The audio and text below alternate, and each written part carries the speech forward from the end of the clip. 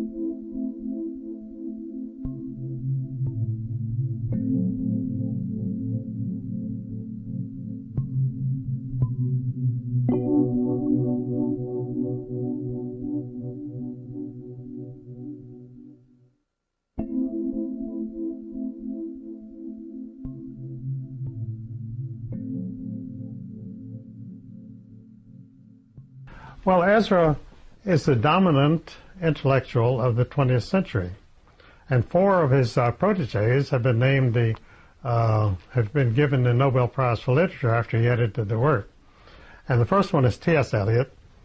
He first edited his poem *The Wasteland* in 1920 in Paris, and that became the most famous poem of the 20th century.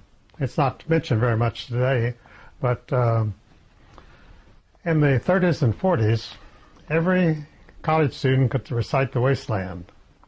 And that's how young men would pick up girls, is by talking about the wasteland. They'd get interested and go to a bar and have sex. So it was very useful. And after *The Wasteland*, he became Ernest Hemingway's mentor, and he edited Ernest Hemingway, and he made Hemingway's prose very crisp. And Hemingway had been a hack newspaper writer for a firm called, it was a newspaper called the Moose Jaw Herald in Saskatchewan, Canada. That was his stellar background to become a writer. And so Pound took his material and tightened it up, and he just had a knack for doing that. He could edit anybody's. See, the people, his proteges were all very dissimilar people. T.S. Eliot was a very stuffy Harvard graduate. Ernest Hemingway was a doctor's son from Chicago. His father committed suicide, and he committed suicide when he was 61. And I think one of his sons has committed suicide. So they have a knack for it. And so that was 2 of his proteges. And then William Butler Yeats is in all the anthologies. When Pound met William Butler Yeats in London, he was a very, very famous poet at that time. But he was writing stuffy Victorian poetry. And so Ezra was horrified by that, and he got him totally out of that and into more modern poetry. And so he became much more famous, and he got the Nobel Prize for that. And then his fourth protege was James Joyce, who wrote Ulysses, one of the most famous books of the 20th century. And Pound edited that, and James Joyce was a terrible writer, and he edited his prose, and that became the most famous book of the 20th century. It was Ulysses was the Bible of the 1930s. Everybody talked about it. And so there was 4 Nobel Prizes for literature from one writer. It's the only time in history that a writer has ever had one protege get the Nobel Prize for literature. And by coincidence, I'm his last living protege. They're all dead, long gone except me. And so I'm patiently waiting my turn. And Ezra Pound himself was never named for the Nobel Prize, although 4 of his pupils were, simply because he never cultivated the establishment. He never, well, in the 1930s and 1940s, you really had to be a very active, outspoken pro-communist to get anywhere. So, of course, he was totally ignored by everybody, except the public. The public liked his work. And his novels were all bestsellers. They made a movie of For Whom the Bell Tolls. That's the most famous book, but he actually wrote some others that were quite good. So Ezra had these 4 proteges who had got the Nobel Prize when I met him, and he really jumped on me and started whipping me into shape. And he assigned me to go to the Library of Congress and see what I could find out about the Federal Reserve System. Well, I really had a knack for research, and I found out the entire history of the Federal Reserve System, which is the greatest swindle ever known in history, where a group of private bankers conspired criminally to take over the money and credit of the United States, which they did in 1913, and they passed the Federal Reserve Plan through the Democratic Party in Washington, D.C., and it became a law of Congress. And this law handed over to this private bank all of the money and credit of the United States, which was a pretty good day's work. And they've kept it ever since, because they set it up as a monopoly so that the stock of the Federal Reserve banks could never be traded publicly. It could only be handed down in a family, or if a corporation bought the bank that owned it, they became possessors of the stock. You've never been able to buy, since 1914, you've not been able to buy a share of Federal Reserve Bank stock on the market anywhere. And that is monopoly. That's what they have. It's a monopoly. You see, they're totally insulated against anyone buying control of the Federal Reserve System. And John D. Rockefeller was one of the biggest holders, and he had his stock placed under the Rockefeller Foundation, so it can never be bought or sold. So it's secure forever. And the other people who bought control in 1914, they were the Schiff family and the Warburg family. And of course, they still have their own family fortunes, and they have a controlling interest in Federal Reserve Bank stock in various Federal Reserve banks. It's not all in one Federal Reserve Bank. It's in a number of Federal Reserve banks. And I think most of the holders of Federal Reserve Bank have at least stock in at least 5 of the Federal Reserve banks. What are the consequences of having the Federal Reserve control the monetary system of the United States? Well, the consequences are very important, and they're never discussed by any economist in the United States. The Federal Reserve Bank is a central bank. And a central bank, this is not taught in any economics class in the United States or in the world. A central bank is a bank of issue, which has the right to print all the money it wants. That's what a bank of issue means. You can print all the money you want. There's no control over it whatsoever. And right now, the Federal Reserve Bank is printing trillions of dollars, which are almost worthless, and they're looking for hyperinflation, actually, because it'll be a repeat of 1924 in Germany. But I think they've taken some precautions. It probably won't happen, because they've been through all that. They know exactly what will happen. And in hyperinflation, the money becomes worthless to the point where you have to have a wheelbarrow full of currency, paper currency, to buy a loaf of bread, which is normally worth 18 cents at that time. So they don't want to go through that again, so they're taking care of that. But the Federal Reserve has printed so much of this paper fiat currency, debt money, that it's overloaded the world. China and Japan have trillions of dollars of our so-called national debt, which is our currency. And, of course, they know that when it goes, it goes. When a currency becomes worthless, nothing's more worthless than a currency that becomes worthless. So they're staving off the inevitable by hedging and doing what they can. But once you buy this debt, this paper dollar currency, you're stuck with it unless you can find another sucker to take it off your hands. And there's nobody right now who wants any part of it. So China and Japan are stuck with it. And they bought this currency to maintain trade with the United States. That's all it was for. So in effect, we're financing our trade with China, trade with Japan by our Federal Reserve currency, which is neither federal. It's not federal any more than the Federal Express Company is a federal company. And it has no reserves because it doesn't need any reserves because it prints its own currency. If you could print your own money, what do you need of reserves? You just go and warm up the printing press and turn out another $10 billion. So, and finally, it's not a system. It's called the Federal Reserve System. It's not federal. It has no reserves. And it's not a system, but I'm the only person in the world who's ever defined it in my works as a criminal syndicate. And that's what it is. It's a criminal syndicate, just like the mafia, which is one of its subsidiaries, and the CIA and all of the criminal syndicates work out of the Federal Reserve System. Because that's what a Federal Reserve System is. A central bank is a group of bankers which have total control of a nation's economy. And they print their own money, print as much as they want to, and it eventually becomes worthless and through speculation. See, a central bank is set up for speculation. The Federal Reserve System was set up solely for speculation, and its author, Paul Warburg, who was a partner of Kuhn Loeb Company in New York, which, by the way, financed the Communist Revolution, financed the Hitler Revolution, and financed the Japanese entry into World War II.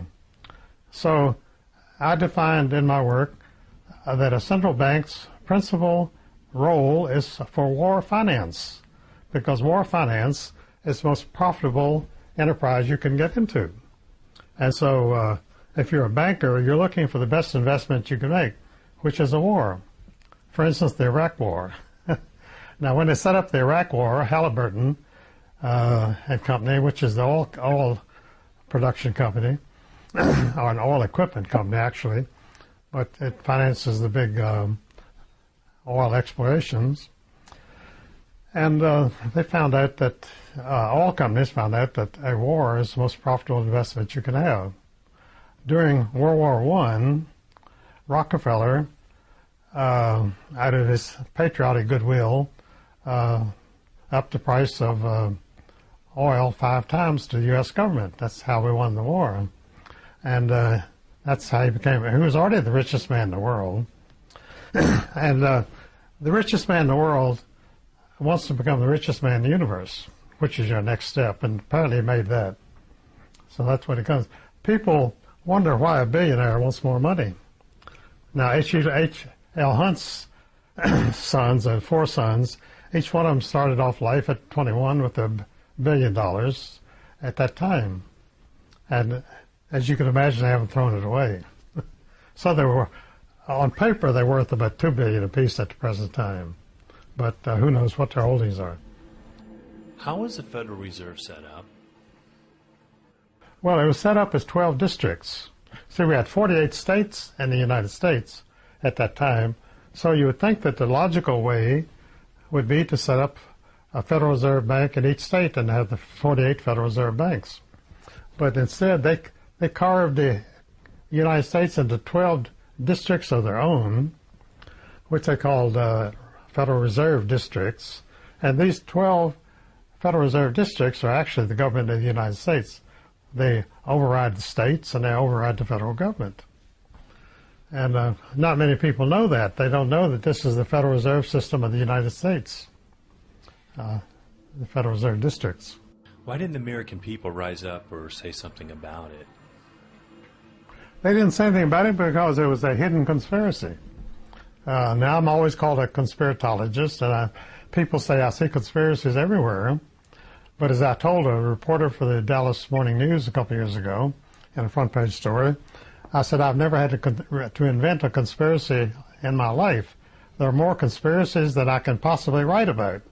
So it's not a question of seeing conspiracies under every bed. It's a question of seeing conspiracies in every commercial activity and every political activity that goes on in this country. Because they always have a hidden agenda, which means that the conspirators have to keep their identities concealed. And it's always criminal in nature because they always have some criminal objective to attain by operating this conspiracy. That makes it all persons involved in a conspiracy for a criminal purpose automatically become criminals, criminally liable. And that is the case of everybody who has anything to do with the Federal Reserve System. They're criminally liable for participating in a criminal conspiracy. And there's no other definition that you can make because under law, a person who is involved in a criminal conspiracy is a criminal. And that's the upshot of the whole thing. There's nothing more to be said. Why doesn't Congress control the money? Well, Thomas Jefferson and the writers of the Constitution specifically designated the Congress to control the money. And they designated that the monetary unit of the United States would be gold and silver. There is no specification anywhere in the Constitution for paper money. And what the Federal Reserve conspiracy of 1913 did, it made lawful a paper currency which the Constitution did not authorize. But they passed it through Congress, so it became public law of Congress, and that made it official that the Federal Reserve dollar became the monetary unit of the United States as paper currency, which totally defied the Constitution, which provided that only gold and silver could be the monetary unit of the United States, and that only Congress would control the monetary unit of the United States. So it was doubly unconstitutional at its outset, and it's become more unconstitutional every day since. Is there any gold left in Fort Knox? No one knows. I worked with a man named Edward Durrell who spent quite a fortune of his own, probably $100 million, trying to prove that there was no gold in Fort Knox. And apparently he finally I was able to prove it, but they never published the fact that it's not there. And they had a number of congressmen go to Fort Knox, and they led them deep into the bowels of the earth, about 50 floors down in elevators. And there they were shown, through iron cages, they were shown some stacks of what were supposed to be gold bars. And they said, that's the gold stock of the United States. But the congressmen were not allowed to go into past the gold bars, the bars of the gold bars. And they were not allowed to, I think they finally extricated one gold bar and handed it to them, and they more or less could see there was gold, which you cannot determine except by a chemical assay. And so a congressman was handed a gold bar, and he agreed this is the entire gold stock of the United States. And that is the only acknowledgement that we have gold in Fort Knox. What is the difference between a gold or silver-backed currency as opposed to a fiat currency? Well, fiat currency is paper currency, which is backed by paper money, which is what the Federal Reserve dollar is. And I say in my book that Congress in 1944, during World War II, when the American people were occupied with the war and so forth, Congress in 1944 hurriedly passed a law removing the last gold and silver from the backing of the U.S. dollar. So since 1944, the U.S. dollar has been a paper-backed money issued against paper bonds. It's paper on paper. So that's the status today. The United States dollar is more or less the trading currency of the entire world, and it's totally worthless. Has no backing of any kind. What's wrong with paper or money? Well, You can take a Federal Reserve dollar bill and go to any store in the United States and buy a dollar's worth of goods. And so it's worth a dollar. It's accepted as a dollar. But it's accepted, credit means I believe. So that means that any merchant who accepts a Federal Reserve dollar says, I believe that this is a real dollar. So that's all there is to it. It's still a piece of green paper, which is worth what any green paper is. You can figure yourself. You can take a sheet of green paper and you can clip out 800 $100 bills. So monopoly money is Monopoly money. It's the same as the game Monopoly. What's wrong with central banks? You have to understand that all the settlers who came to America, including my ancestor William Mullins, were fleeing European oppression. And this oppression was primarily government officials working for private banks who were oppressing the people, charging them too much interest or usury, and taking their homes and property because they didn't have enough cash to pay off the debt. And so people finally fed up and set sail for the United States to get away from this. So, of course, every settler who came to the United States was totally against banks because they were running away from banks. That's why they came here. So obviously they did not welcome the idea of setting up banks on U.S. soil. They were firmly opposed to it. And Charles Lindbergh capitalized on that sentiment of the American people when he led the fight in Congress against the Federal Reserve System in 1913. And his son, Charles Lindbergh Jr., became a very famous aviator and a world figure. And his entire public career, he never mentioned the Federal Reserve, which his father gave up his political career for. So he was run out of Congress because he voted against the Federal Reserve System. Every congressman who voted against the Federal Reserve System in 1913 was run out of Congress the following year. New York banks sent in somebody to run against him, and they were lavishly financed with printing press money, and they put him right out of office. And there's never been, since 1914, anyone in Congress, except one or two isolated instances, we've never had anyone in Washington who would criticize the Federal Reserve System. Just as on television, you never have a radio program which will criticize the Federal Reserve System. Of course, you have three competing networks there who are ostensibly economic rivals and very dedicated rivals, and yet they totally agree on everything like the Federal Reserve System and foreign policy and so forth. We've got to defeat Hitler, and we've got to defeat communism. We've got to defeat Nazism. Well, if you ask the average man in the street in the 1940s if he wants to defeat communism, he says yes, because his newspapers and his politicians tell him we've got to defeat communism. At the very time of the Cold War with communism, the United States taxpayer was totally financing the Soviet Union, which had been insolvent since 1917 and which had been maintained by the United States taxpayer ever since. And Woodrow Wilson, who was born about 3 blocks from where we're sitting, initiated this system of financing the Soviet Union in 1917. When he voted, Congress voted him a special emergency war fund of $100 million, which at that time was the same as about $1 trillion at that time, to prosecute the war against Germany. And he took $10 million of that, 1/10 of it, and sent it to Russia to help the Bolsheviks in Russia. And there were no Bolsheviks in the United States Congress. So why did the U.S. Congress authorize him to send them $10 million? Well, they've been doing it ever since. It's only been... What is that reason?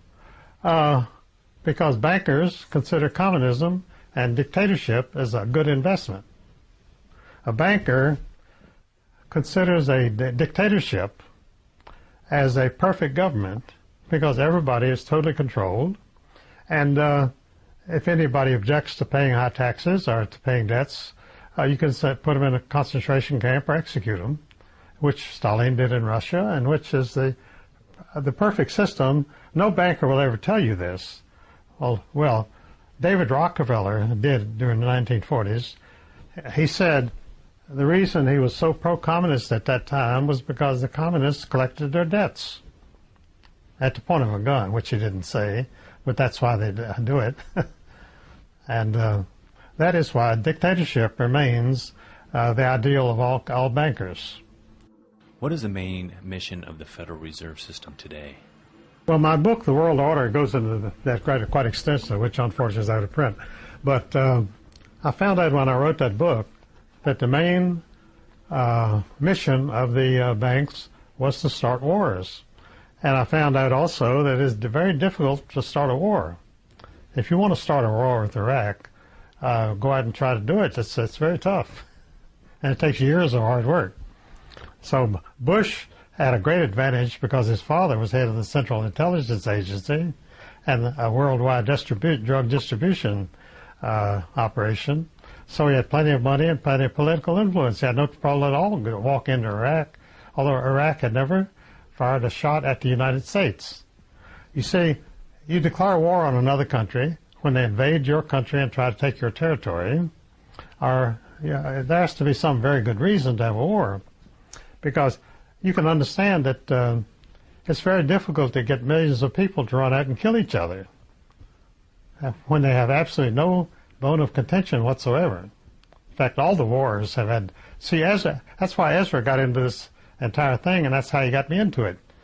He was living in Paris during World War I, and he had many young writers and artist friends who were drafted into the armies, and some were for Germany and some were for France, and they were killed. And he couldn't understand how these great talents, very brilliant young men, died for nothing. And when he spent years of studying the situation in 8 languages all over Europe, he found out that bankers make wars to create debt. And that's the only reason. And that's the only reason. We went to war against Germany in World War I and World War II at a time when by census, 52% of the population of the United States was of German origin. So this was like a civil war. The bankers, the central banks of Europe, and they couldn't have World War I. They'd been wanting World War I since 1885. But the central banks of Europe had already bankrupted every country in Europe. And it was impossible to have a war. They didn't have enough money. There wasn't a country in Europe, England, France, Germany, Russia. There wasn't a country in Europe which could finance one day's war anywhere. So that's why they were conspiring in the United States to get the Federal Reserve System passed, because the Federal Reserve System was conjured up simply to make World War I possible. Without the Federal Reserve, there would never have been a World War I. No American would ever have died in World War I. So you can say they were murdered by the bankers, because that was the only reason they were there. So you say that they don't start the war, but they conspire to make it happen? I mean, they make it happen, yes. How do they do that? I mean, well, they do that through worldwide conspiracies, through Masonic and other secret brotherhoods all over the world, which operate as criminal conspiracies. The Mafia, the Masons, and the Jesuits, and so forth. There are always these underground groups which are very profitable. When you get into one of those things, you get into very profitable situations. And when you're in one of these organizations, you become very wealthy yourself. Al Capone became one of the richest people in the United States. And he complained to the newspaper men. He said, "I'm just like any other businessman." And he was. All businessmen were like him, but they wouldn't admit it. Is the United States government a corporate banking criminal enterprise? Well, it's a conglomerate of various criminal enterprises. There are many criminal enterprises in the United States. Some are quite large and some are quite small. Is the government a criminal enterprise? Always a criminal enterprise. Because the elections are completely staged and manipulated from the beginning to the end. The candidates are chosen through a very careful process of someone who will thoroughly agree with anything they want to do, foreign policy and economic policy. There are two ways you govern a country, and that's through economic policy and foreign policy. Because as far as a country itself, it's a limited operation. The United States is limited to the borders of this country. Is the U.S. monetary system controlled by the Bank of England? Oh, yes, it is. I say that in my book. The subtitle of my book, Secrets of the Federal Reserve, is The London Connection, in which I prove conclusively that London still runs the United States. See, London is still the world market of the world bankers. Not Washington, not New York, and not Tokyo, and not Berlin, but it's London.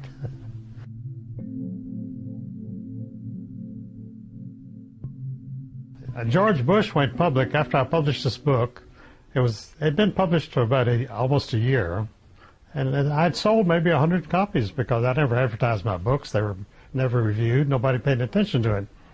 And George Bush Sr. was president at that time, and in November of whatever year it was, he started going on the television and talking about the New World Order.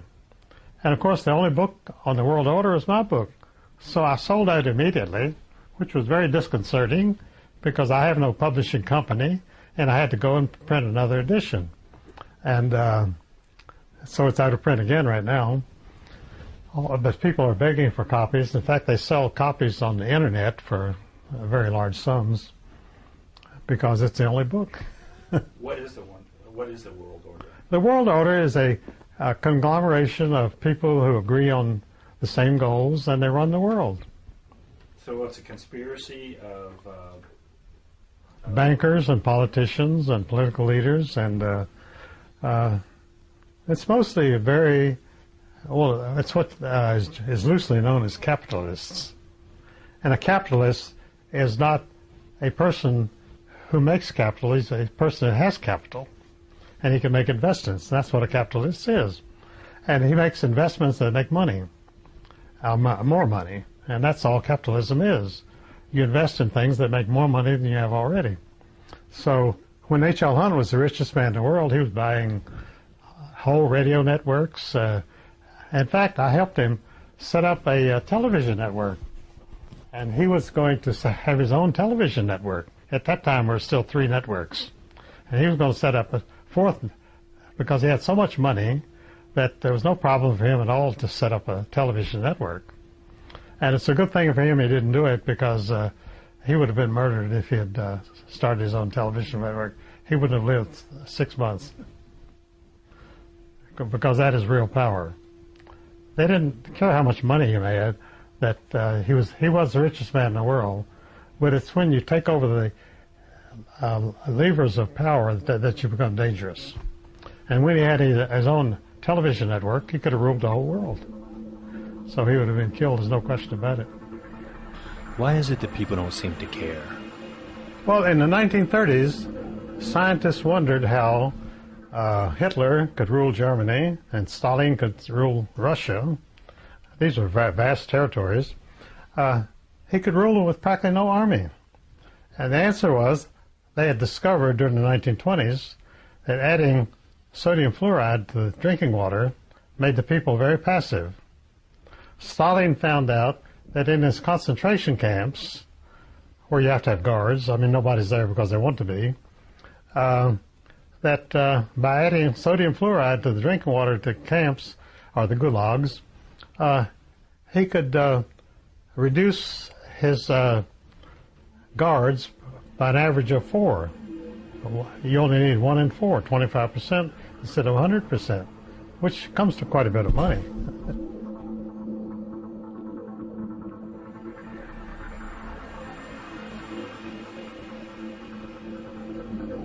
Sodium fluoride is a byproduct of the manufacture of aluminum, which is a very complicated, well, you have it in Florida. It's a very complicated manufacturing process, and a byproduct of the manufacture of aluminum is sodium fluoride, which is a very dangerous chemical and is very expensive to dispose of.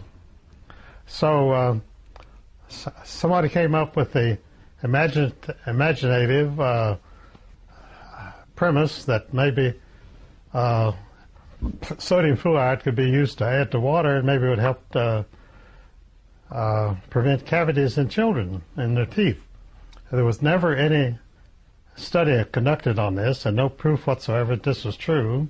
But Congress, with the judicious application of bribes, passed a bill enacting sodium fluoride addition to water supplies all over the United States. And we haven't had a revolution since. And we had one-party government ever since. Why did America get involved in World War II? Well, it was inevitable because World War II was simply a rerun of World War I, exactly the same cast of characters. And in fact, it was the same person, Colonel Mandel House, whose father was a Rothschild agent during the Civil War. And the senior House managed to have runners, privateers, bring cotton from the South to the British mills so that they could operate during the Civil War. So he made a lot of money, of course. And at the end of the Civil War, Colonel House was the only person in the state of Texas who had any money. So he took over the entire Democratic Party in the southern states, which were occupied territory, and still are. You still have two political parties in the South. They're called the carpetbaggers and the scalawags. The carpetbaggers are the Republicans, and the scalawags are the Democrats. And you have exactly the same government that you have had in martial law in 1865, with the same people running everything. It's a perfect setup because everybody knows each other, everybody agrees with each other. There hasn't been a political contest in any southern state since 1865. Is there a difference between carpetbaggers and scallywags? Well, there is a difference. The difference is in the name. One group calls themselves Republicans, and the other calls Democrats. The Republicans are not Republicans, and the Democrats are not Democrats. As I say, they're carpetbaggers and scalawags, but they're not known. The press doesn't use those terms because it's offensive to some people. Some people would be offended by that. Was the United States ever really a true republic? I don't know that we were. I really do not. Because the people who rewrote we started off with the Articles of Confederation. See, that's where the Confederacy comes from. Because when the southern states seceded from the Union, they were exercising the prerogative which they had been given during the Articles of Confederation to secede at any time. You see, the Articles of Confederation gave every state complete autonomy over its own power, over its own people. And so the southern states in 1860 decided to secede from the Union, which they had a perfect right to do. But in 1787, they rewrote the Articles of Confederation, and it was actually a secret convention of Masons in Philadelphia, and they rewrote the Constitution to create a federal government, mainly for the borrowing power. The bankers wanted a country which could have a borrowing power and which could pay back the money. And that was not possible under the Articles of Confederation.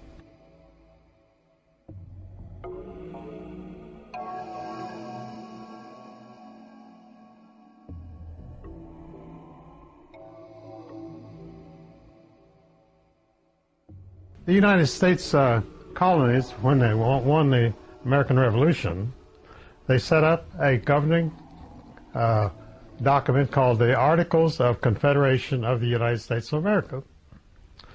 And that was our sole constitution. But then these Masons got together in 1787 and said, we need a instrument of federal power, and we need an instrument able to borrow money and repay it. And that's why they rewrote the Articles of Confederation, and that's why they did it in secret, because they didn't dare tell anybody that that's what they wanted to do, to set up a dictatorial federal power which the Supreme Court was invented to maintain federal power.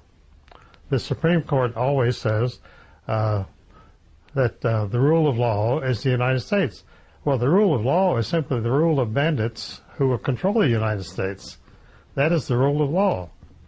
And if you violate that law, you'll be killed. Where are the Articles of Confederation located? No, the Articles of Confederation, I have never seen a copy of it. It's hidden somewhere if any copies exist. Who wrote the federal government has no power over any citizen of the United States? That's for me. I'm the only one that said that. What is that? Where did that come from? Well, that's the Betrayal of the Constitution. That's my latest book, the last book I wrote. And I simply said in there that the general welfare of the United States, the Supreme Court passed his Social Security bill and all of his other bills under false premise that the general welfare of the United States provides for this. Well, what it actually says is that the government shall provide for the general welfare of the United States, which upheld the original Articles of Confederation, which said that each state has complete autonomy. And therefore, the bill for the general welfare of the United States is the bill upholding the Articles of Confederation. But they perverted that the Constitution says that you have to uphold the general welfare of the states, which is what it says. And all of the government programs for citizens are totally illegal because only a state has the power over a citizen. The Washington government has no power. The Washington government is in the seat of government, which is Washington, D.C., and it only has authority in the 24 square miles of the District of Columbia and has no power on any state in the United States. That is why Governor George Wallace of Alabama threatened to arrest FBI agents who were creating revolution in the state of Alabama, which he had every legal right to do as a governor of the state of Alabama, because Washington had no power to send an FBI agent into the state of Alabama without Governor George Wallace's permission, which they didn't have. Is the dictatorship of the federal government the reason George W. Bush is in office today? Oh, yes. That was simply a plebiscite, actually, just like Hitler had in Germany in 19... In fact, the Bush family has very deep ties to Nazi Germany. Oh, yes. Well, in fact, the United States government in Washington has carried out many of Hitler's policies, which he was unable to do because he didn't rule long enough. He had on his plans to bomb the nation of Yugoslavia before he attacked Russia, because he knew that he had to knock off the Slavic population in Yugoslavia before he would be able to attack Russia. And so he launched an attack against Yugoslavia, and time ran out on him on June 4th, 1944, when he attacked, on June 42 it may have been, when he attacked Russia. He had to attack then, although he had not yet subdued Yugoslavia. And so a loyal Nazi named President Bill Clinton finally carried out Hitler's plan of attacking Yugoslavia, and he bombed it into oblivion. That was carrying out the original Nazi program. Because certainly the people of Arkansas, where Clinton was from, had no interest in bombing Yugoslavia. And I could give you many parallels of government action in the last 25 years, which is carrying out the policies of Adolf Hitler. Who financed Hitler's war? A good friend of mine, Tony Sutton, wrote a book called Wall Street and the Rise of Hitler, and he wrote a second book called Wall Street and the Rise of Bolshevism, which are out of print now. Tony's dead. But the books are absolutely authentic, and it absolutely proves that every step of Nazism was financed by Wall Street bankers, and every step of communism was financed by Wall Street bankers. And the Wall Street bankers are tied into international moneylenders? Well, they're tied into the consortium of central bankers of the entire world. the Bank of Italy, the Bank of Japan. And so, well, these are people who've learned to work together, so they do very well. How was the Bush family tied into World War II? Well, I always have to start my lectures on Bush by pointing out that the Bush family itself has no background at all. The Bush family was had worked for the Harriman family, and Jacob Schiff at Kuhn Loeb Company, which I mentioned earlier, he financed John D. Rockefeller in the Standard Oil in New Jersey, which became the world oil monopoly, and he financed the Harriman brothers in the Northern Pacific Railroad, which developed the whole western half of the United States with tremendous property rights along the right-of-way of that railroad, which made it probably the richest corporation in the country. And so the Harrimans, of course, made billions of dollars, and they, as really wealthy people did, they had to have somebody to finance, to handle their money. So they hired a young couple, a young family, the Bush family, who were Wall Street operators. They became their money managers. And that's all they did was manage money for the Harriman family. And so, by the way, Averill Harriman became a world agent for the bankers, and his exploits were memorialized in a series of books by Sinclair Lewis, who was a very popular novelist in the 1930s, about a invented character. He called him Lanny Budd, and this was a very wealthy young man who traveled around the world on a first-hand knowledge of world leaders. He was welcomed into their offices and directed policy for them.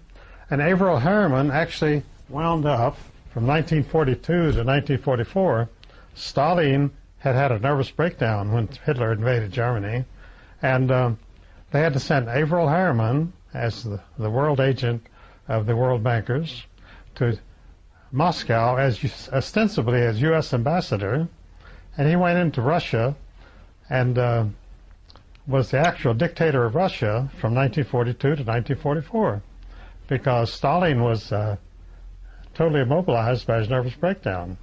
And so the whole World War II would have collapsed if Averill Harriman hadn't gone in and kept it going by running Russia from behind the scenes. And of course, at that time, Russia was fighting Nazi Germany. So theoretically, Averill Harriman and the United States were Nazi Germany's biggest enemies. And finally, the Russian army didn't sweep through Germany and conquer Hitler, but that was done through Averill Harriman. There was nothing that Stalin accomplished whatsoever, but nobody knows that. But this is the connection of the Harrimans with Hitler. They actually defeated Hitler, but what they did, they laid Germany waste and it became an American colony, or colony of the world bankers, and has been occupied territory ever since. Both Germany and Italy, Germany and Japan, have been totally occupied countries since 1945. Can you talk about your book, The $5 Trillion Cold War Hoax? Well, the $5 trillion Cold War hoax was exposed by Norman Podhoretz, who's one of the big Zionist propagandists in the United States. He was the editor of Commentary in New York City of the American Jewish Committee, which was the unofficial Bible of world Zionism. Commentary carried very serious articles by respected writers on economic and political things. It was like the Foreign Relations, Council on Foreign Relations publication, Foreign Affairs. These were the Bibles of people in the State Department and in Congress to read. They had to read these articles to know what was to do, and that's how they got their instructions. And so anyway, Norman Podhoretz published his autobiography a few years after the Cold War, and he stated in his autobiography, which was for the elite, of course, the average person would never read it, he stated quite frankly that the only purpose of the Cold War was to arm Israel to fight the Arab nations. We're in Iraq today because Podhoretz armed Israel in the 1940s, 50s. See, all this came out of the Paris Peace Conference at Versailles in 1919. There's a book called 1919, Paris and Versailles. And that's a very important book. It tells you everything that was done at the Versailles Peace Conference. And one of the main things was a very vigorous Zionist conference at the World Peace Conference in 1919. And the Zionists got everything they wanted, including Woodrow Wilson, who was a very ardent Zionist himself. So he put Brandeis, who was the head of the World Zionist Organization, which was a very powerful position, he put him on the Supreme Court of the United States. And that's when Wilson put Brandeis on the Supreme Court, that is when the Supreme Court became the operating instrument of the world conspiracy right there. And it's been that ever since. And that's why they voted to put George Bush in the presidency, because they'll do anything that they're told to do.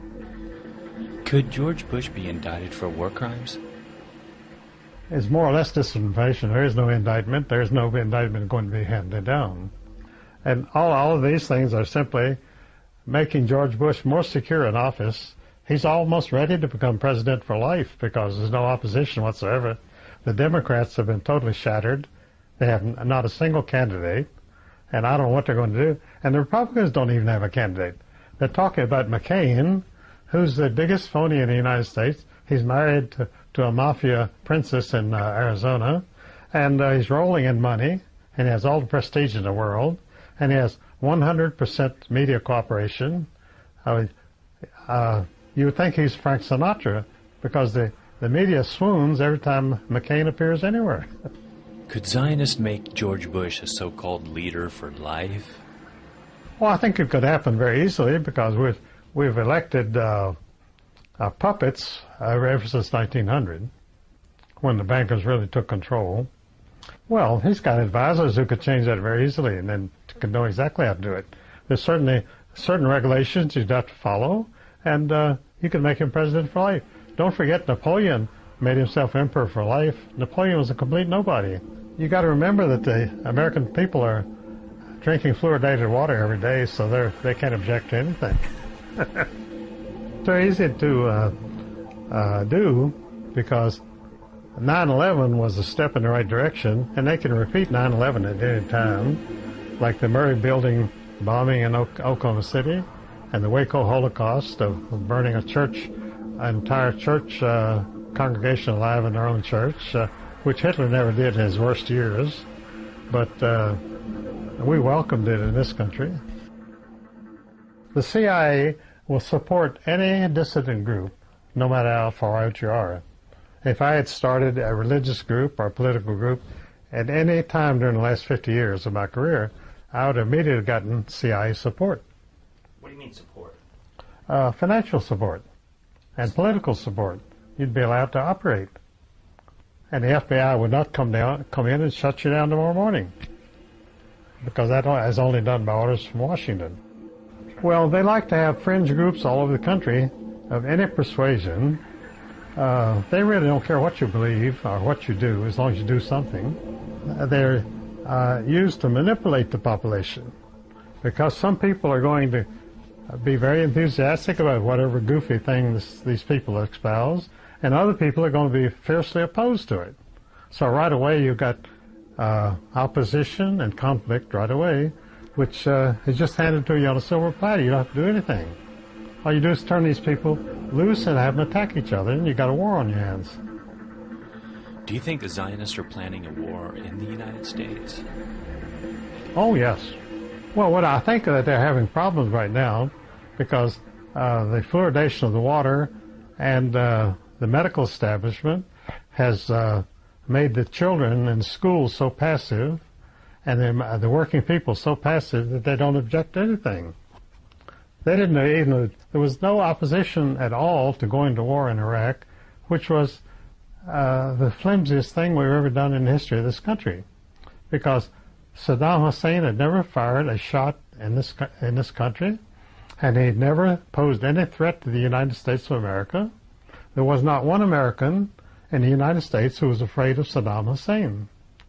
And our army goes marching into Iraq and pulls down his statues and throws him into prison. And they have a problem with trying him, which is that he had been a loyal asset of the CIA for 40 years. And it's hard to get rid of one of your most faithful officials over a number of years. He didn't just appear on the scene 2 years ago. He's got a 40-year history with the CIA, which most of the employees don't even have. I mean, what's it all about?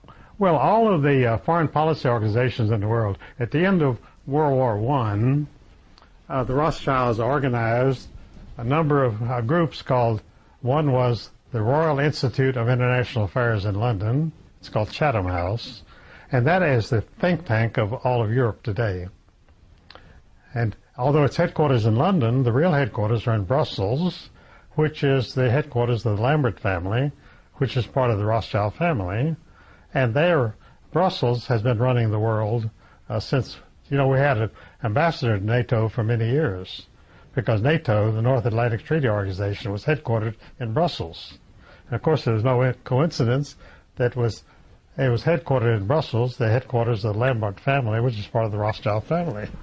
It was simply a family company. Who do international bankers support for their control? NATO and the Council on Foreign Relations and the Royal Institute of International Affairs are all very heavily financed, and if you become affiliated with them in some minor capacity, you'll have an annual salary of, say, $100,000, unlimited expense account to travel around the world on missions and stay at the most expensive hotels, and charge accounts at the most expensive shops to buy your clothes and so forth. And in other words, you become part of the international elite, and you live like a millionaire. Whether you have a dime of your own or not, it doesn't matter. And they will pay all these expenses until you make one mistake. If you give one wrong interview or say the wrong thing publicly, why, your history, that's your last day. And no one will ever hear of you again. And that happens quite frequently. What do the corporate bankers have to hide? What they've got to hide is their affiliation and control of all these foreign policy organizations. See, we have the Foreign Policy Institute and Foreign Affairs, the think tank magazine of the World Policy Organization. And all these are very expensive operations. And so they're all run by very trusted and faithful employees, and they do their job every day. They're at the office every day. They don't run out on you. They don't rat on you, anything. They're dependable. And they have that job for as long as they live, and they know that. So they do their jobs, and they do whatever they're told. And it doesn't matter how goofy it is. You can do something as goofy as invading Iraq on the basis of information about WMDs that do not exist, weapons of mass destruction, and get away with it, because these people are accustomed to doing really goofy things that nobody in their right mind would believe in 1 minute. And they're very serious about it, and they have the background. They are people like President of Harvard University or President of Yale University, or they use a lot of corporate presidents, like the Aluminum Company of America president, and people like that, General Motors president, who have stature, and they can do or say anything, and nobody challenges them whatsoever. And that's what reputations are for. They're for people they can use. For instance, I've been a world-known author for 50 years, and yet my name is almost completely unknown, except it's all over the Internet, because on the Internet they have no control. But in the world media, on television, you'll never see me on television, because I've told people repeatedly that when you see anybody's face appear on your television, that means that that person is totally safe and totally owned by the establishment. Who controls the United States government today? Well, it's a conglomerate of various criminal enterprises. There are many criminal enterprises in the United States. Some are quite large and some are quite small. But Is the government a criminal enterprise? always a criminal enterprise, because the elections are completely staged and manipulated from the beginning to the end. The candidates are chosen through a very careful process of someone who will thoroughly agree with anything they want to do, foreign policy and economic policy. There are two ways you govern a country, and that's through economic policy and foreign policy. Is the Federal Reserve controlled by the Bank of England? Oh, yes, it is. I say that in my book. The subtitle of my book, Secrets of the Federal Reserve, is The London Connection, in which I prove conclusively that London still runs the United States. See, London is still the world market of the world bankers. Not Washington, not New York, and not Tokyo, and not Berlin, but it's London. What's the main mission of the international moneylenders? Well, my book, The World Order, goes into that quite extensively, which unfortunately is out of print. But I found out when I wrote that book that the main mission of the banks was to start wars. And I found out also that it's very difficult to start a war. If you want to start a war with Iraq, go out and try to do it. It's very tough. And it takes years of hard work. So Bush had a great advantage because his father was head of the Central Intelligence Agency and a worldwide drug distribution operation. So he had plenty of money and plenty of political influence. He had no problem at all to walk into Iraq, although Iraq had never fired a shot at the United States. You see, you declare war on another country when they invade your country and try to take your territory, or there has to be some very good reason to have a war, because you can understand that it's very difficult to get millions of people to run out and kill each other when they have absolutely no bone of contention whatsoever. In fact, all the wars have had... See, that's why Ezra got into this entire thing, and that's how he got me into it. He was living in Paris during World War I, and he had many young writers and artist friends who were drafted into the armies, and some were for Germany and some were for France, and they were killed. And he couldn't understand how these great talents, very brilliant young men, died for nothing.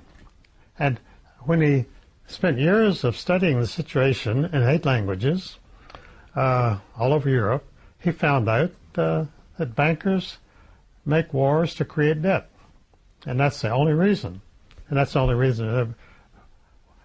We went to war against Germany in World War I and World War II at a time when by census, 52% of the population of the United States was of German origin. So this was like a civil war. Amazing. And in fact, the Constitutional Convention failed by 1 vote to make German the official language of the United States in 1780, because it missed by 1 vote, because the predominant population of the country was German.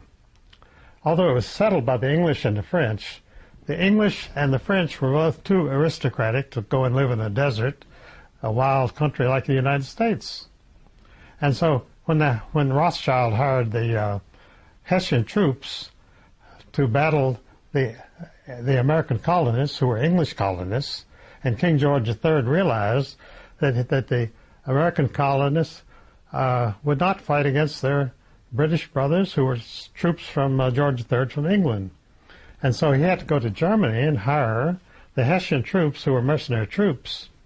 And the payment for that rent of these troops became Rothschild was the agent for that. That was his first start towards world power. He made so much money out of the Hessian troops. So there was another consequence. All of these German troops declined to return to Germany, because they had a whole continent here that they had their pick of. Why should they go back to Germany, where every inch of land was owned by somebody already, and you could only get it if you bought it, and it was very expensive. And they could stay in the United States and have 1,000 acres of very good land for nothing. So of course they all stayed. I mean, you can't beat a bargain like that anywhere. Does Israel control the foreign policy of the United States? Israel completely controls the United States. In fact, Ariel Sharon, the president of Israel, has said that repeatedly, publicly. It's very seldom picked up by the press. But he says the United States will do anything we tell them to. Not ask them to, but tell them to.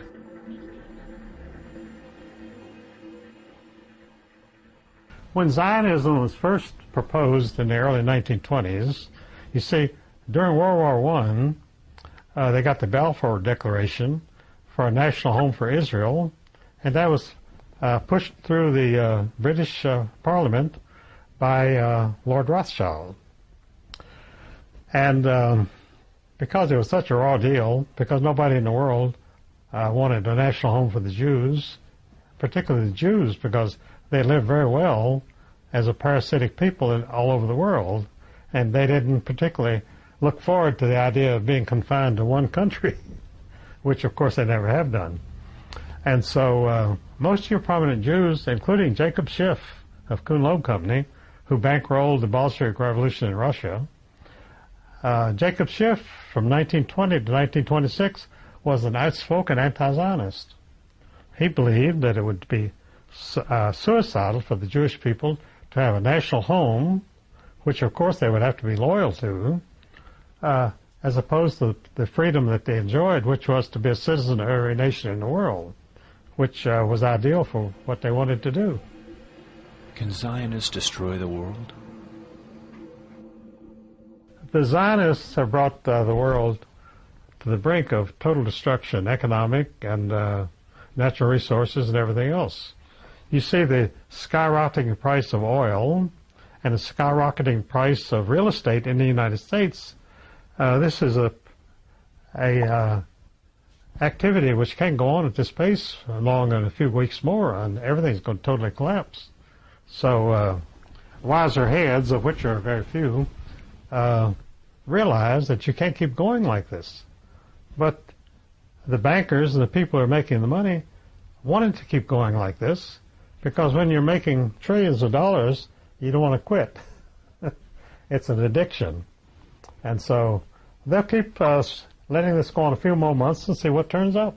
There is a revolution going on in the world today, which is actually the world turning. As the world turns, it goes to a certain phase and another phase and another phase. And that's where we are now. Everything is changing, but we can't see it because it's not a day-to-day change. But there is, well, the Internet was one example, because under the Internet, people like myself, which have all media totally closed, television, newspapers, and yet I've become a internationally known writer just by doing it myself. It can be done. So things are not static. Things are less static than they've ever been. And I look for, right now, you see you have a new generation coming up every 20 years. And that new generation wants to make itself felt. They want to make its presence known. And so every 20 years you're facing an utter revolution, because the 20-year generation, many of them from wealthy families, are from prominent families, and have some stature in themselves, and many others are totally penniless and have no background whatsoever. But they create a place for themselves. I started my own publishing company because they told me on Wall Street that they couldn't print my book because the banks would close them down on Monday morning. So I found a child psychologist who would publish my Federal Reserve book. So it can be done. And the publishing media and communications are advancing at a very breathless rate. So you don't know what they're coming up with in the next 6 months. Don't forget they put a bill through Congress to control the Internet, and it was ruled unconstitutional by the Supreme Court because it was totally unconstitutional. There was no justification with it forever. The Supreme Court represents the occupation government, because the government is always an occupation government, representing somebody else. The government does not represent the American people. because a democracy is supposed to be representative government.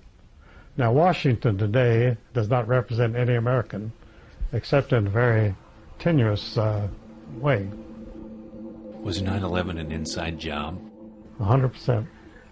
What I called it publicly, I was quoted in the New York Times after 9/11, I said it's a typical government operation. And I don't know anybody that said it better. And that appeared in the New York Times in the Frank Rich column, and Frank Rich printed it, but he didn't offer any rebuttal. Is it a United States government job, or is it a Zionist inside job? Well, it's more a Zionist inside job, Okay. because the Zionism is the government in Washington. Everybody knows that. So the United States government is controlled by Zionists. Yes. Well, in Congress, have you ever heard any congressman stand up and make a speech denouncing Israel? Well, you won't.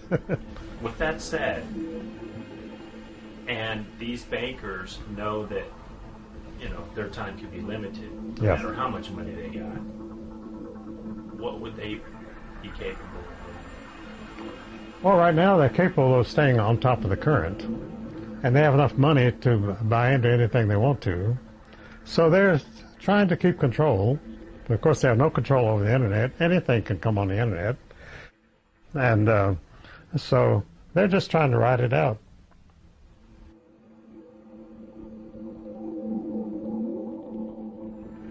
The Protocols of the Elders of Zion are a very debated document which appeared in the 19th century, and supposedly it's a program by which the Zionists were going to take over the world. The techniques that they would use to do this by controlling communications and education and governments and so forth. And it's a very detailed program for exercising power. And so this document was immediately denounced, and the Zionists denied that it ever existed and so forth.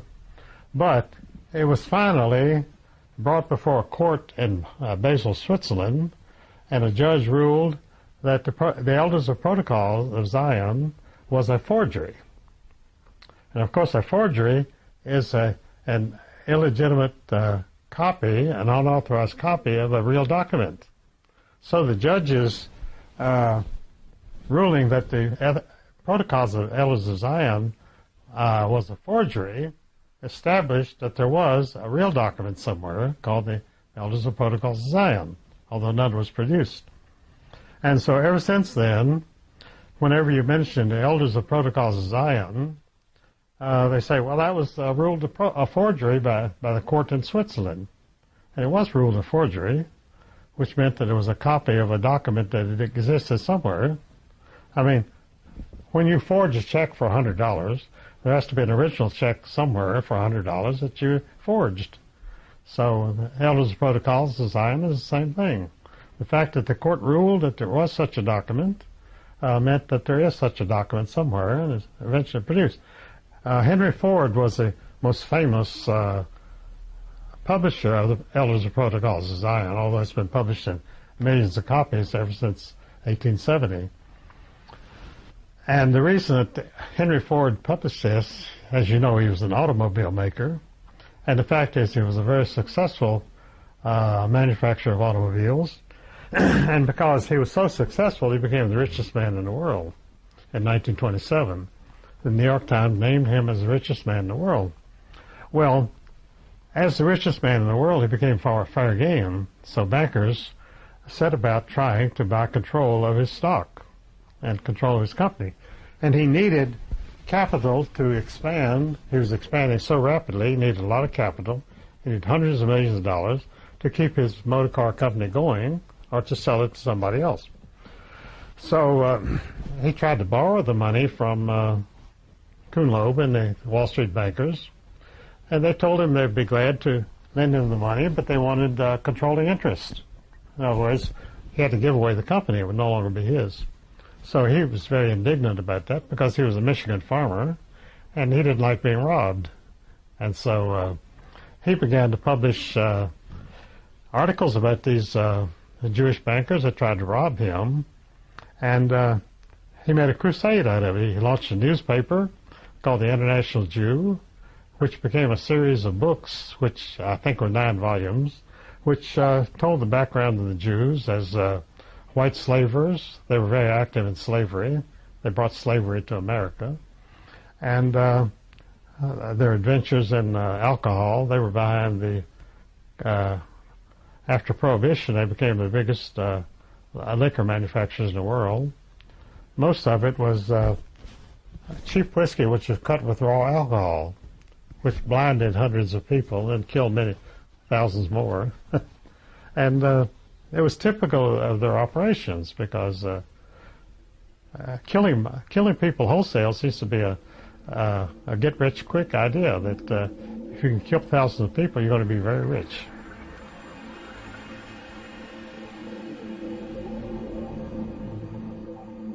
My friend Ernst Zundel is in prison today in Germany. He's finally been charged after about 8 years of being in prison before they ever leveled a charge against him. And so the charge is inciting racial hatred. And Ernst Zundel has never been a member of any group which incites racial hatred. So he'll probably never be tried, because that's what happened to Ezra Pound. He was imprisoned in St. Elizabeth's under a capital charge of treason, punishable by the death penalty, but they never dared try him because when they called him in and said, Dr. Pound, because he was a doctor of letters from Hamilton College, how do you plan to defend yourselves on these charges? And Ezra said to them, I will stand behind everything that I've ever publicly uttered on politics. And they were devastated because he had too big a reputation, a worldwide reputation, to be tried when he would demolish every argument they came up with. So they got 3 government psychiatrists to testify that he was incompetent to participate in his own defense because he said he'd stand by everything he had said. So these psychiatrists said he was incompetent to participate in his own defense, and they held him in prison for 13.5 years, and I was told on Capitol Hill that he would never be released in his lifetime. I was told that by General Lucius Clay and by Supreme Court Justice Tom Clark and 2 other leading officials in Washington, because I had personal connections with them, and I didn't talk to them myself, but George Simpson, the founder of National Press Club, said, well, I'll ask around about Ezra what his chances are. And he came back and reported to me that they all said he will never be released from St. Elizabeth's in his lifetime. And 8 years later, the government dropped all charges against him, and he walked out a free man. Why was Ernest Zundel deported? Well, he was a Holocaust denier. They've called me a Holocaust denier also, although I have never denied there was a Holocaust because I've never even admitted there was one. So, do you think there was? Well, there was no Holocaust. You see, Hitler, now I'm the only person that apparently knows this, and I speak about it very freely. In the waning wars of World War II, when the Allies started to bomb Germany very heavily, Hitler moved all of the Jews out of German cities into rural areas in these camps. And so no Jew died during the Allied bombing of Germany.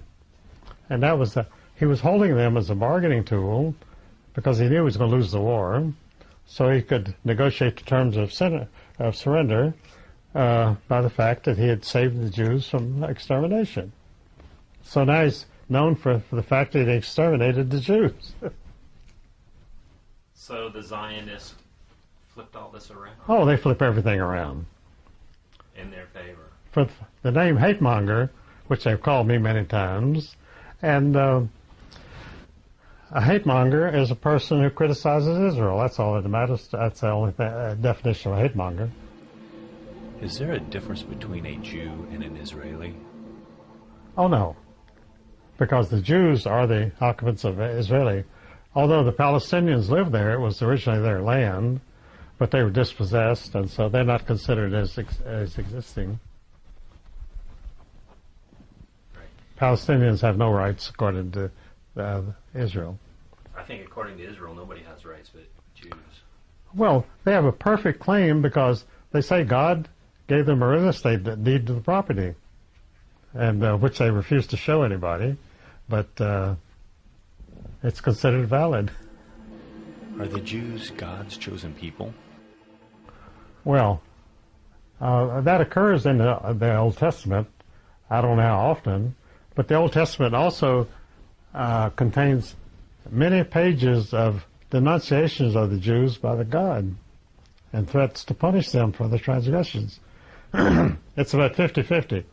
There's more verbiage in the Old Testament of God denouncing the Jews and threatening the Jews than there is of calling them his chosen people.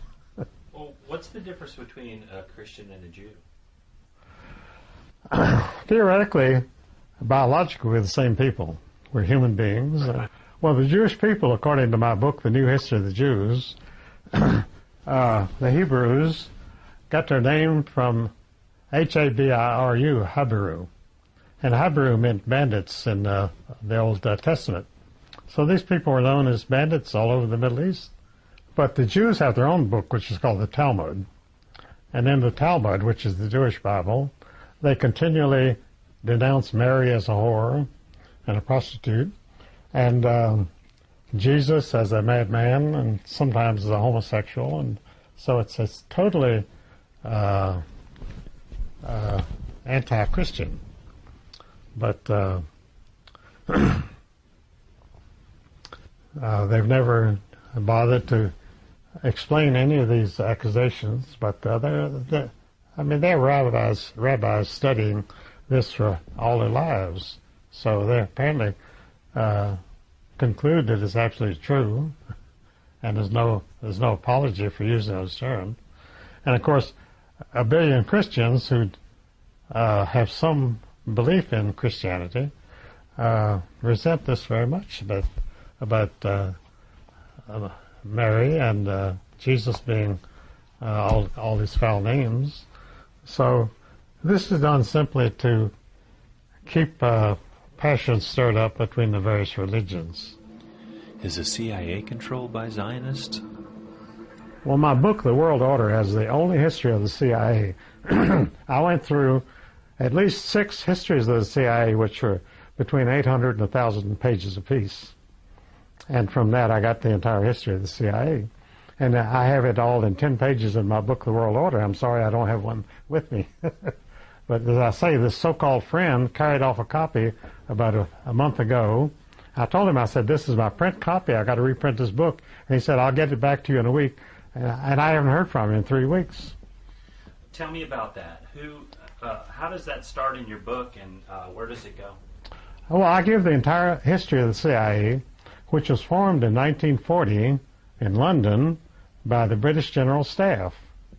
And the chief architect of the CIA, which was established as a branch of the Secret Intelligence Service, SIS of England, which was established by the Bank of England in 1694 and became the best intelligence service in the United States because it had unlimited funds because that was financed by the Bank of England. It was simply a private intelligence agency for the Bank of England, just like the FBI is a private intelligence agency of the Federal Reserve System. When they had the Ruby Ridge Massacre in Idaho, I was traveling there and lecturing at that time. And so I did a talk show, and it was a young interviewer who was asking me about this, and I said, he said, well, what about all these police units that are attacking Ruby Ridge? And I said, those police units are all Federal Reserve police units. And he said, there's no such thing as a Federal Reserve police. And I said, they're all Federal Reserve police. Who do you think pays them? And he cut me off. It's the only time I've ever been cut off on a talk show in my life. The thing went dead. You think people just don't want to know, or they just think, or what? Well, when you tell them the real facts, they don't want to admit it. And so the only thing is to hang up the phone. Or attack you. Well, they do that constantly. Whenever your name, once they hang up on you, whenever your name is mentioned, if somebody says, why don't you have Eustace Mullins on? They said, listen, I had him on ad nut on this program, and he practically wrecked my whole program. And that's true. I've taken 50 talk shows hosts off the air in the last 50 years. Never with any intention to do so, but I would say more on the air than they wanted their audiences to hear. And so they would close down the show rather than risk having somebody like me appear on the program again. Is the Mossad connected to the CIA? It's part of the same operation. In fact, Mossad is generally credited with being totally behind 9/11, and that was a Mossad operation, that they had a squad of Mossad people on hand at the time it happened. And the New York Times and the New York Times and the New York Post both printed stories after 9/11 that 85% of the Muslim world believed that it was a Mossad operation. Well, when 85% of people believe anything, it's worth noticing, but the New York Times printed this to show how insane the Muslims are, and it kind of backfired. It gave legitimacy to what they were saying. Well, if you said that 85% of the people in the United States believe something, then you would have to pay attention to that. And in fact, most all government programs of the last 50 years have been openly opposed by 85% to 89% of the American people. So what do we have except an occupation government? Because when we have a government which is approved by 10% of the people, something is wrong.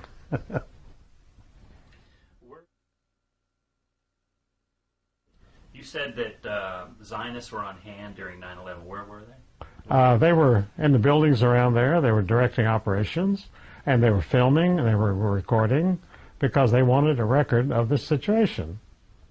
And so there are many stories, pictures of the buildings being hit by these airplanes, which people have never seen those pictures because they're concealed. But they would tell you a lot more what actually happened if you were able to see those pictures. So why do you suppose that Israel wanted to take out the World Trade Centers? Well, Larry Silverstein bought the World Trade Center, biggest office buildings in the world. He bought it in July, a couple of months before this operation. And it was heavily insured. And, of course, when he just bought it, he just made a down payment. So he owed most of the money on it. So when the buildings were collapsed by demolition, which is the only way a building can come down like that, is controlled demolition. Because you can't knock down a 100-story building just by wishing it away. You have to have it takes about 3 months to plan all the electronics and the demolition. And so this, at 9/11, the buildings sank gracefully, the way they do under any standard demolition operation that you've ever seen.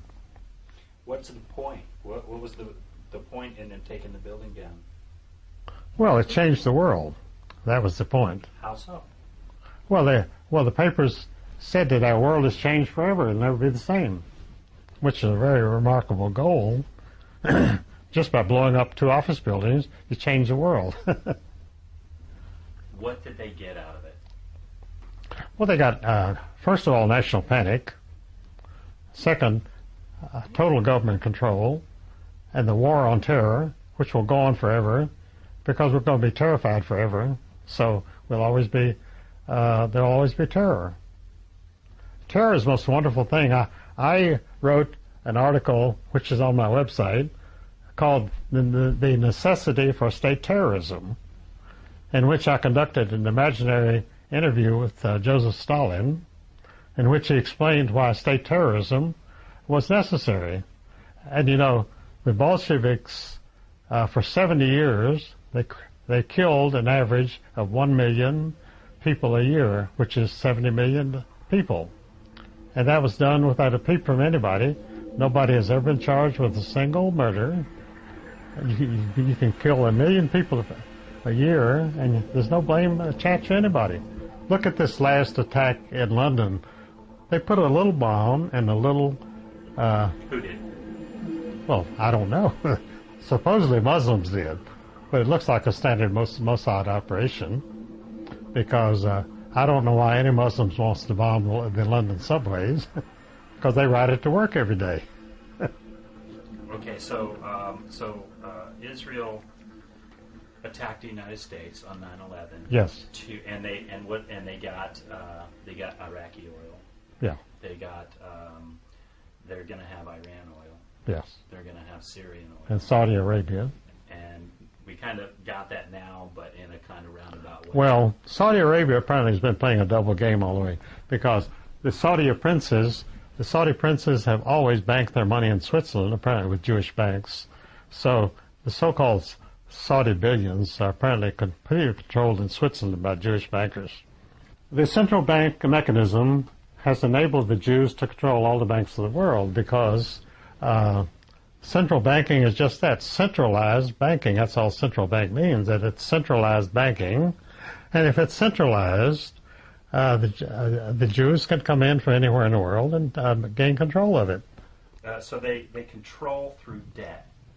Yeah, through debt. Well, control through debt means control through unpayable debt. It's debt that can never be paid. The interest will never catch up with the debt itself. So is that what they did to the United States government, and is that how they're controlling it? Oh, yes. So the United States government went and borrowed money for wars, and now it can never be paid back, so they're under the control of the... Well, that's why you have the big spenders, starting with 1933 with Roosevelt. You've had big spenders ever since, because the more spenders you have, the more debt you have, the more interest the banks make. It's a win-win proposition. For bankers. For bankers. And it's a ruinous proposition for any nation in the world. As I pointed out, since 1885, the Rothschilds were trying to start a world war, because the Zionist International Congress at Basel, Switzerland, has called for 3 world wars. At the end of the Third World War, they would control the entire world. At the end of the Third World War? Which we are now. Are we in World War III now? Well, I just filed a court paper in which I pointed out that 1 billion Christians are fighting a war to the death against 1 billion Muslims, which will leave Israel in charge of the world, which was predicted at the 6th International Zionist Congress in Basel, Switzerland in 1896. They had a speaker there who said, we're going to have three world wars, and in 1896 there had never been a world war. And so after the Zionist Congress in 1896, you had World War I, World War II, and now we have World War III.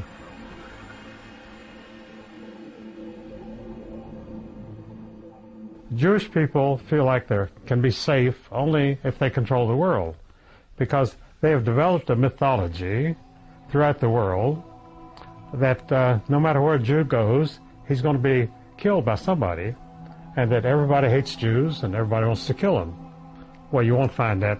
In the United States, we have provided a haven for Jewish people from all over the world for 400 years. There's never been a pogrom, which is a Jewish name for attacks against Jews. There's never been a pogrom in the United States in 400 years, yet we have multi-million-dollar organizations like the Anti-Defamation League of B'nai B'rith, which claim that there's enormous activity, anti-Semitic, throughout the United States, and that Jews are in immediate peril of annihilation here. And this is pure mythology. There's no basis for it whatsoever. But on the basis of this mythology, they raised hundreds of millions of dollars of tax-exempt money in the United States, and the Internal Revenue Service and the Federal Bureau of Investigation both completely back this program of illegal money raising for a fake organization. And they all should be in prison for it. Well, why do you suppose that Jewish people are so paranoid? Well, because that's part of their religion. Because from the beginning, in the new history of the Jews, I point out that they have always believed in ritual human sacrifice, and this has caused objections everywhere they've lived. And it's their own practices which bring down retribution on them. It's not because anybody hates Jews. I don't think you hate Jews. I don't hate Jews at all. And I don't hate Jews because I have no reason to hate Jews. Why do they hate us? Well, because we're in the way Of what? of their world power. They want world power, and the only way they can the only way they can obtain world power is to get rid of us. So then we're talking a major war. Oh yes, eventually. The thing is that when you talk about a major war, you have to realize that most people don't care one way or the other about the Jews. So how could you have a major war about Jews? Well, the answer is they manipulate people, because we've had 2 world wars and we're at World War III at the present time. Well, how did these 3 world wars come about? By manipulation. We marched into the desert in Iraq, which was part of the old Ottoman Empire. There's no such thing as an Arab country, because they were Turkish provinces for many years. And so we were fighting in Iraq for a country that didn't exist before 1919. And that's becoming a major World War III between Muslims and Christians. Who are the terrorists? Anyone who opposes Israel is a terrorist. That's where the word originated. We never heard of terrorists 50 years ago. Who considers you to be an anti-Semite? The Jewish people consider Ezra Pound and myself as the real anti-Semites. They must be attacked and denounced every time the name is mentioned. When I published the Federal Reserve book in 1953, over 50 years ago, the book was immediately attacked publicly by the Anti-Defamation League of B'nai B'rith, the same people who got me discharged from the staff of the Library of Congress, the only person ever discharged from the staff of the Library of Congress for political reasons in its entire history, because usually people at the Library of Congress are not politically active, and I was not politically active. I had never voted in an election at the time that I was fired from the Library of Congress. So that shows you what an activist I am. Do you think that they are going to stage another 9/11 event? Oh, they almost have to. It has to be something further. I've said for a year, at least a year, that they've got to have another 9/11. And I don't know what they're going to do.